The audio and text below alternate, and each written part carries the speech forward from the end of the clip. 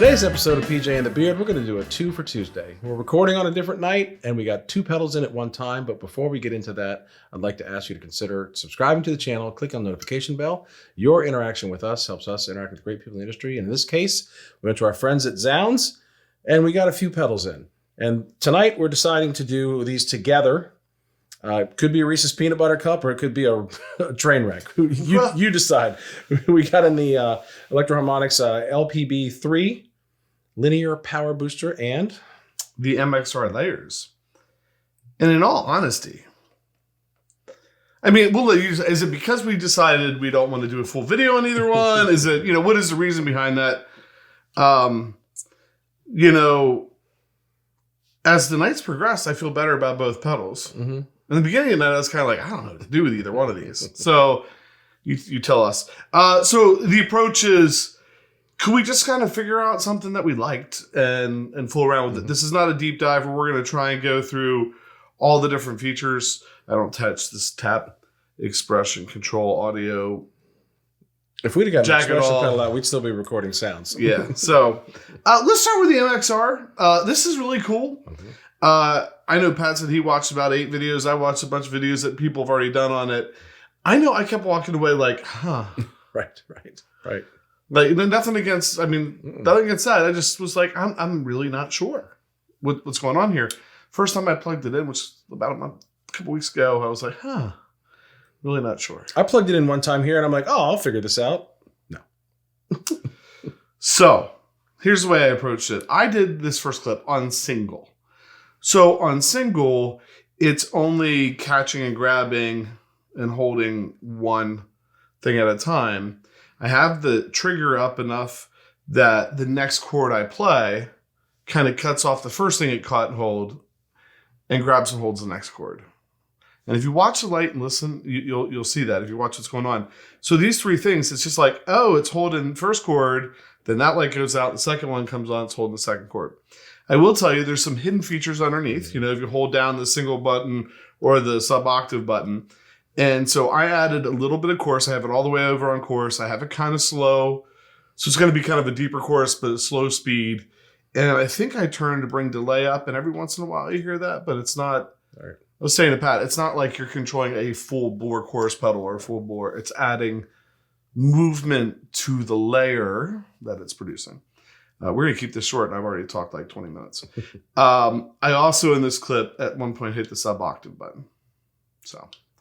And then turned it back off, but you'll hear that come in. So here's my first attempt at figuring out what to do with the MXR Layers.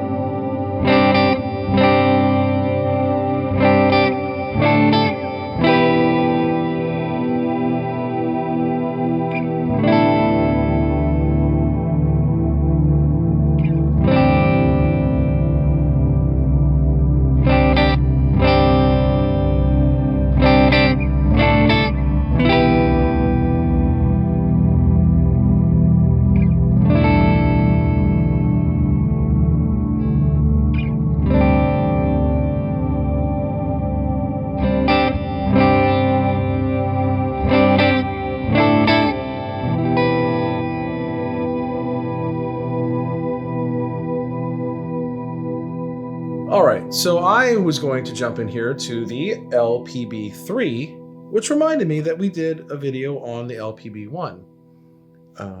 A single on and off switch and a one knob wonder. I think it was Electro-Harmonix's first pedal they ever did. Mm-hmm. You can find them for a pretty inexpensive price. It says it's a linear power boost. Well, this also says a linear power boost, but it's the 3rd iteration. I don't know where 2 is. I feel like we're watching Rocky 3. I don't know what happened in Rocky 2. Well, maybe that is 2 because the first one was like you plugged it in. That's true. Then maybe. This one, a lot more than one knob. So what I did with the first one, there's a toggle switch at the top that's a 20 dB boost or a 30 dB boost. Ouch. And then there's another one that has to do with the mids with a high and low EQ. There's a boost, a mid-level, a treble, a pre-gain, a mid-frequency, and a bass. There's a lot going on in this pedal. But the first thing I wanted to do was just see what it would be like as a boost. So I had the 20 dB boost on. I picked up the Silver Sky, played it through the Tyler with the Echo Tour. As you can see, the Beard played the DGT on the first one with the Porter pickups. So this is what I did just to show you about as close to a normal boost as I'm going to give you.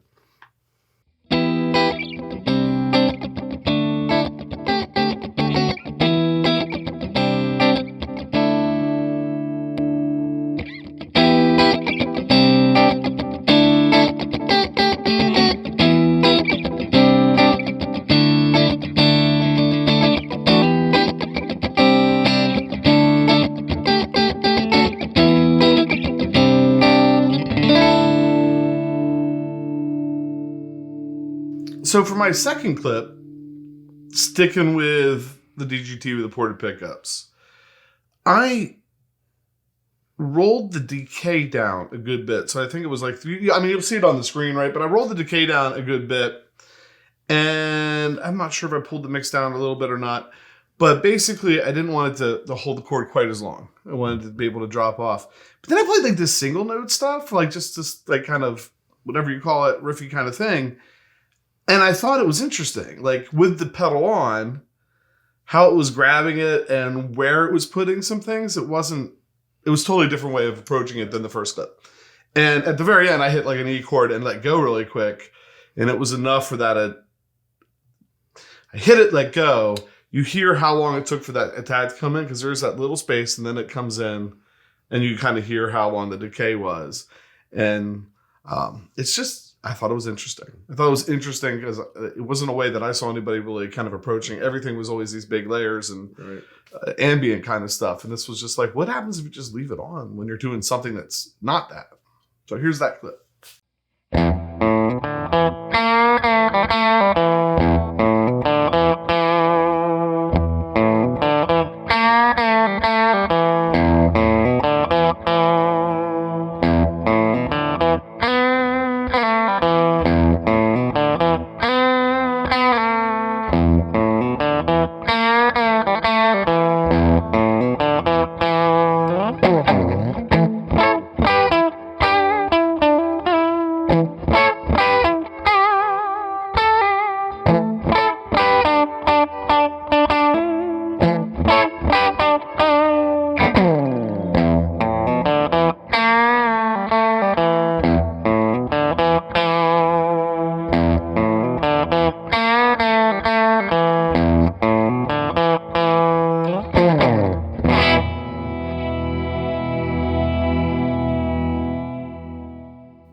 All right, so for my second pass at the pedal, I'm like, what would it be like if you try to use it as a drive pedal?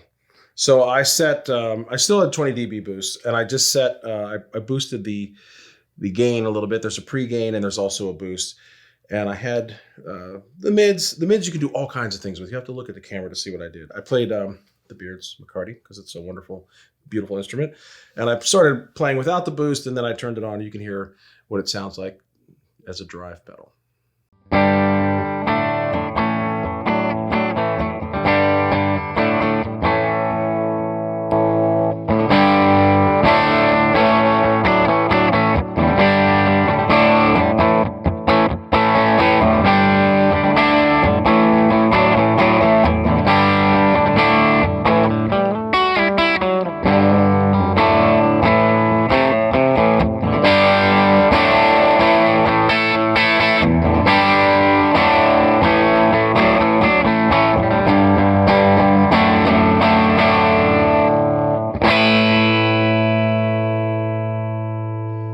So for my next clip, I was like, what if you, and I'm still in the single mode, right? Like I haven't even like hit this multi-dimensional thing. I think I took the decay back up a little bit, if memory serves. And what I was thinking here is like, what if you just play, like, what if you were to play a lead with this nonsense going on? Because almost on the thing I found in the single mode, almost on every like attacked note, it's switching to a different layer. So it's only holding it and really letting it blossom when you hold the note. Right. So on a lead, I'm like, well, if I'm playing like lead notes and I'm going from notes pretty quick, it shouldn't put too much of the ambient stuff. But then when I grab a note and hold it, that swell would kick in. And I remember like years and years ago, I bought this Comp Torsion from Tech 21, which was probably a great pedal. I had no idea how to use. I just wanted it to make my sustain last forever. Playing a Strat. I want sustain. This is kind of doing what I wanted 20 years ago when that happened. It's grabbing those notes and letting them bloom. And one thing to notice, talking too much in this short video, but sometimes even vibrato with your left hand or on the whammy bar makes it trigger to a new, maybe because I had how I had the trigger up, makes it trigger to a new thing. Kind of cool. Check it out.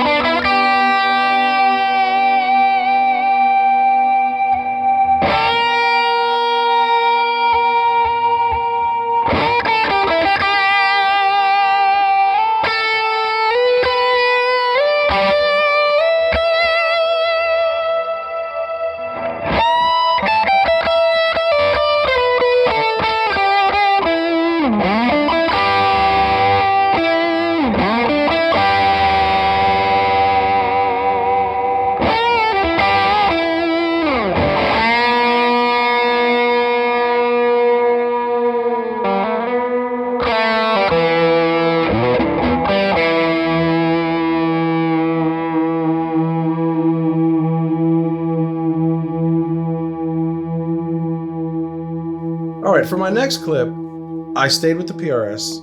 I left everything else the same except for I manipulated both of the mid controls because this has got mid changes on tap. Like you could do all kinds of things. So I wanted to say, see how much different is it if you just change the mids. I didn't change the output. I didn't change the boost. I didn't change anything other than the mids to get a different flavor. And this is what I played.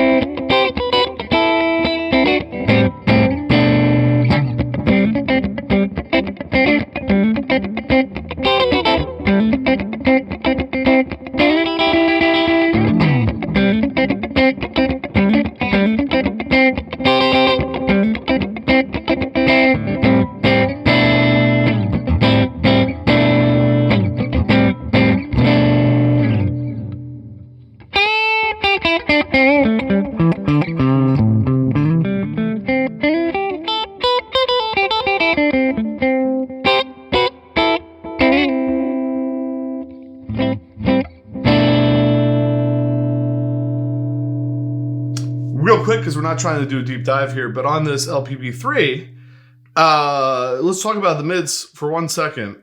You have a mid-level, a mid-frequency, and then you have a Q switch that goes between high and low. Here's my understanding, correct me if I'm wrong. Your mid-level is sweeping, in the middle, your kind of flat mids. You can cut or add to it from there. Your mid-frequency has a bandwidth of the mids. Mm-hmm. And as you move that, you're kind of moving from the bottom part of the mids to the higher part of the mids. Your mid-Q and low, I believe that frequency that you're moving is bigger. And then if you flip it to high, you're zeroing in, right? Mm-hmm. And so I know, I get the feeling some of those guys that really like kind of the, I don't know, was it Degent or something like that? Right. Like some of that stuff, that's probably really, really super useful. Mm-hmm. All right, back to my next clip. If you take the trigger knob and turn it all the way off, the only way to trigger the pedal is with this foot switch. So it becomes kind of like maybe the freeze or something like that. Mm-hmm. So I turned the decay like almost all the way up for everlasting decay. Turn the trigger all the way down, hit an E chord, hit the layers. Now I got this E chord just sustaining forever. And I'm like, well, if I hit my overdrive pedal, will that change anything? Because it was going into this. Doesn't change anything. And so now I got this big E chord playing forever, and I can noodle over top of that wankery, I think we refer to it as, right here.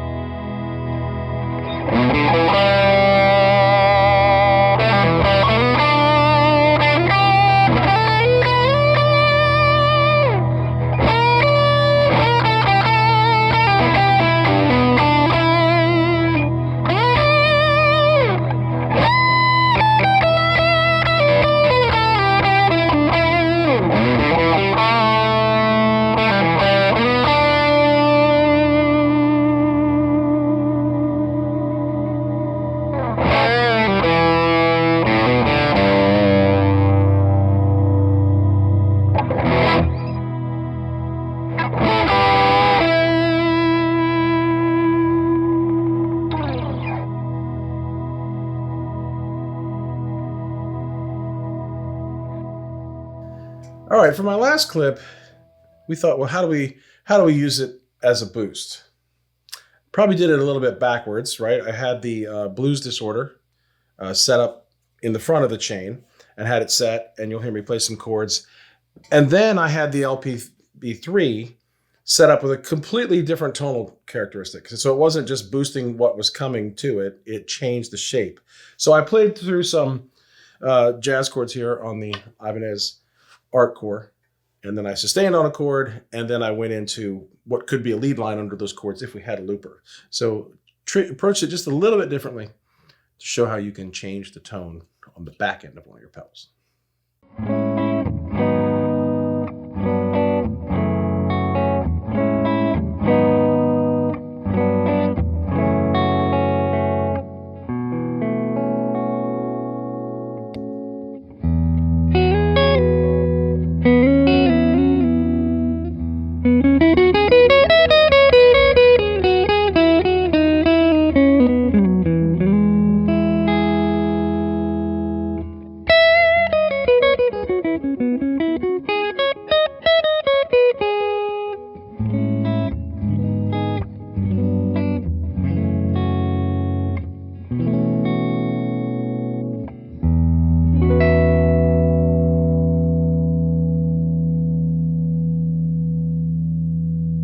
After I had done with all my clips on the layers, I went back and I'm like, I want to do the one clip over where I was doing like kind of the lead noodling stuff by itself, and just hit this single button off so it goes to the multi-layer thing. And so what happens is you play something that triggers layer 1, then you play something that triggers layer 2, layer 1 is still on. Then you play something that triggers layer 3. Layer 1 and 2 are so like they start to kind of overlap and weave in with each other. So I wanted to just give you a quick what happens if you turn the single knob off kind of thing. So here's that clip.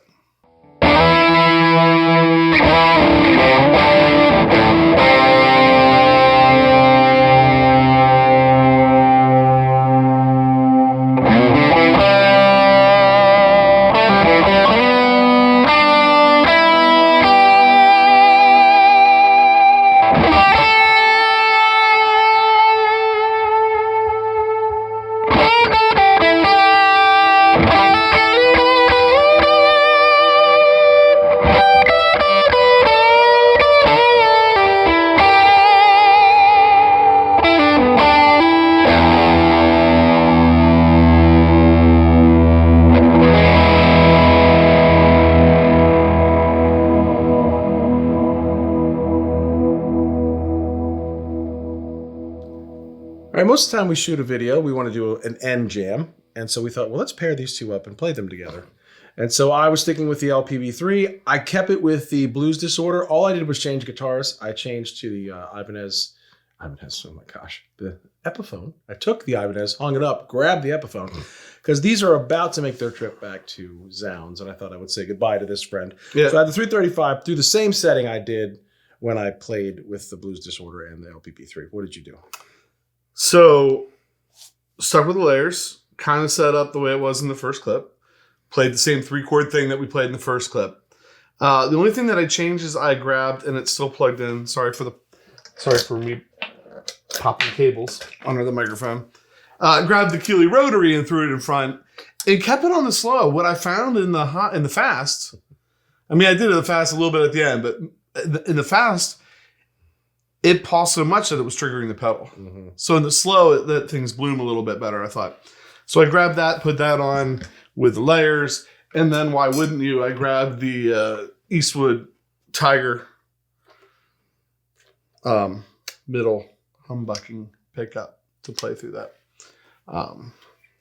Cool guitar that we don't maybe use enough, but all right, so that's the jam. Let's do final thought. We'll play the jam in a second. Do final thoughts first. Stick around for that, or fast forward, up to you. Final thoughts. My final thoughts will focus on this. Although I love what you came up with the layers. I told you the first time I plugged it in, I thought, this will be easy. I can figure it out. I couldn't figure it out, but you came up with some really good stuff on the spot. The LPB-3, I feel like I'm underqualified as an EQ mixologist for this pedal. I think there were videos out there that someone made this sound exactly like a tube screamer. They made it sound exactly like other pedals. Well, to do that, I think you have to understand the nuances. And obviously, electric guitar, the mids are very important based on your style of music, based on your recording, where you sit in the mix. All of that is important with the mids. You want to control your mids, and you want to have up to 30 dBs of boost. This is your guy right here. It is really, really, you can cocktail those mids 12 ways to Sunday. So well done by them, from going for the one that just plugged right into your guitar to the one with one knob to this. So yeah, certainly tons of almost, I feel like almost misnamed. It should be like linear power booster and EQ machine or something. Right. Because it really is kind of like an EQ pedal. Yeah, for sure. For me, final thoughts, layers. First time I plugged it in, I was like, what? Once you understand the attack, the mix, I mean, mix is pretty self-explanatory, the trigger delay. The big thing is single. That was a big thing for me, and starting to understand it. Knowing that if I turn the trigger all the way off, I can trigger it only with this, which turns it like into a freeze pedal. The sub-active thing is cool. Like, it's kind of reminded me of having like a shimmer pedal, but sometimes maybe more manageable. Yes. Like, because sometimes shimmer pedals like do like crazy octave things, especially now. Be careful, because I think if you hit a wrong chord, you could be in serious trouble. Yeah. But the freeze part of it, there's some things about this I really like. I could see it being very valuable on a Sunday morning. Like, you could really fill in some spaces with it. And like I said, you didn't plug in the expression pedal because we'd still be playing with it. Yeah, I mean, there's probably, because you can set up multiple things and use the expression pedal to go between them. There's other things you can do with that. There's a lot. I didn't dive into every single one. Right. I dived into, I think, 3 of the 4 secondary features that go with holding the single knob. There'd be 4 more if you hold the mono knob. There is a tap tempo, so you maybe can get some more delay out of it. Like, there's a lot more. Maybe one of the reasons that we didn't do a full-blown deep dive demo, because there is a lot more. But this is kind of, I think, how I would use it. Mm-hmm. And we tend to fall like in that you get a pedal, you find a really sweet spot for it, and that's how you use that pedal. And sometimes all the extra stuff is just extra stuff. I think I would set up that kind of slow movement that we had, slow chorus, and that would be it. Mm-hmm. So MXR Layers, LPB-3,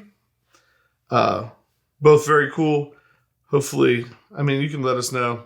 Should we never do this again? I mean, I don't think we have plans to do it again. Well, we had 2 pedals. It was Tuesday, so 2 for Tuesday. It might not happen again. But let us know if that is all right. Thanks for watching. Thanks for hitting the subscribe button, click the notification bell, leaving comments. Anytime you interact with the channel, that's what helps us interact with cool people like Zzounds, in this case, and get cool stuff in to share with you. So with that, I'm PJ on behalf of The Beard, reminding no matter what you hear, you never have too much gear.